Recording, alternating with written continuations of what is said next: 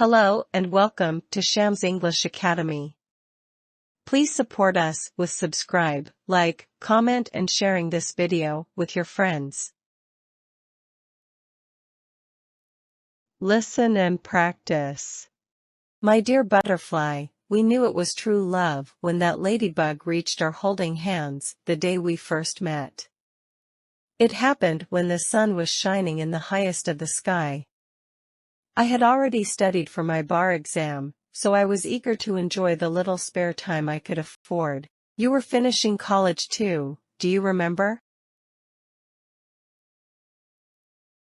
Who would predict that the end of our professional education would concur with our relationship bursting like the Big Bang? I remember those October evenings when eating our ice cream's ghosts in the plaza. Yet, we did not pay attention to the spiders and the spooky Halloween atmosphere. The spring of love bloomed through us.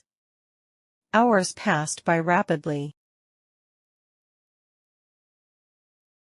We did not want to say goodbye and part to our separated homes. The summer of our love ended.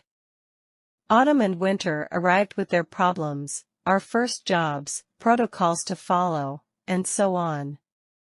They created all the arguments and difficulties we had to pass through. How can you date a guy like him? My father would say. How can you date a girl like her?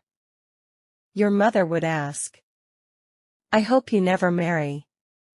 It would be a disaster, the aunties said. Our love was the rose, and their rejection of our relationship was the thorns we had to endure. They pinched us. We bled. I still cry sometimes when I see our scars and remember those moments. Those stupid comments ruined the most beautiful days of summer. The memory of that tiny ladybug playing in our hands, and the joy we felt when looking into each other's eyes that very first day were the reasons why we were not giving up. But was it worth it? It was a question I did every day when fighting for our love. Regardless, on the darkest day of our winter during December, when we were shopping the Christmas presents, I knew that our love would blossom again with spring, stronger and more hopeful than ever. I just knew it. How did I know it? I knew it because a ladybug posed on my shoulder and made us stop arguing. Hey, look! You said. You took it and played with it in your hands. That day, we discovered something marvelous. The little ladybug fought gravity. If you held it in your arm, it would walk to the sky, never to the ground. If you rolled your hand to have the little insect upside down with its face looking to the ground, in that vertical position, it would rotate with its legs until its face headed to the sky again. We did the experiment so many times that day. We were astonished.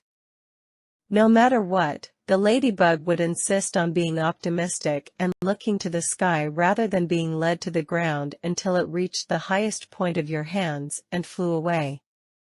We looked at each other. That was our same attitude towards the obstacles of our happy ending. First, a ladybug gave us the drive to start our romance. Now, another ladybug was saving our relationship. Were they related? We laughed while making up a story of them being mother and daughter, or maybe grandmother and granddaughter. Then we thought, what if they were males? Father and son? Grandfather and grandson? Anyway, those ladybugs were even better than Cupid, because if the baby in diapers made people madly fall in love, ladybugs made us magically fall in love. Though our relationship had a freezing wind around it, the heat and the shining sun on the festive day were stronger than the cold. It was, by far, a Christmas miracle. That December was the turning point in our love story. It is a fortunate fact that roses can survive after removing their thorns. The day you picked up those scissors and pruned them away was so liberating. How beautiful was our love when cutting down all the negativity towards us.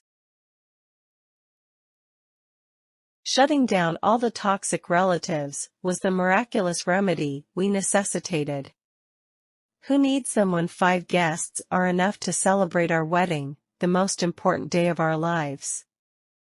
The following year, it was the birth of our little baby boy, Juan de Dios, the Christmas miracle we needed to convert those foes into allies.